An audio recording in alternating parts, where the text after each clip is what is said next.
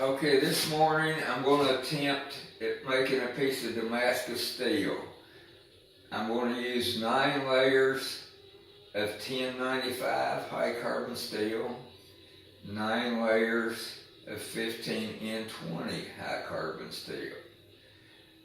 I'm going to cut them into 6-inch pieces, stack them up alternating between the two, stick them in the forge weld them together. Then bring it to the press and draw it out, make it a little longer. When I get it about 20 inches long, I go ahead and clean it up, cut it into 4 equal pieces, restack it, do the same process all over again. Going to make 2 of these billets.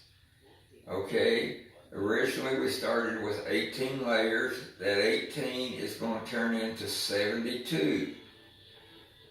Now I have 2 billets, 72 layers thick.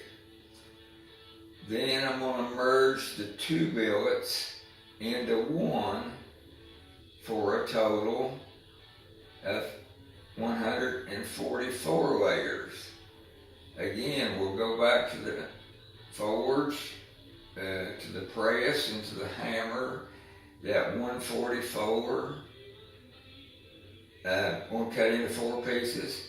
That 144 is now going to turn into 432.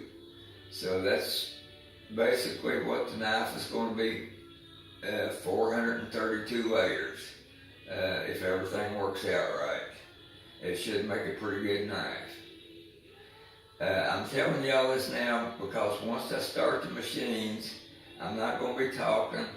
You can't hear me. Everything in here is noisy, so I try to do a little explaining now. When they first come out of the forge, I put them into the press, squeeze them together, and that forge welds them together. I do that about 3 times. Then I change to my rounding dies, stick them in there, and what that does is draw the billet out longer to that 20 inches that we were talking about. Once I got it drawn out to about 20 inches, then I'll put it in the hammer and hammer everything out nice and smooth, and then it gets cut up into 4 pieces. Basically, everything starts all over again. Okay, I'm gonna shut the camera off right now, get everything started up, and then I'll see you in a minute. Thank you.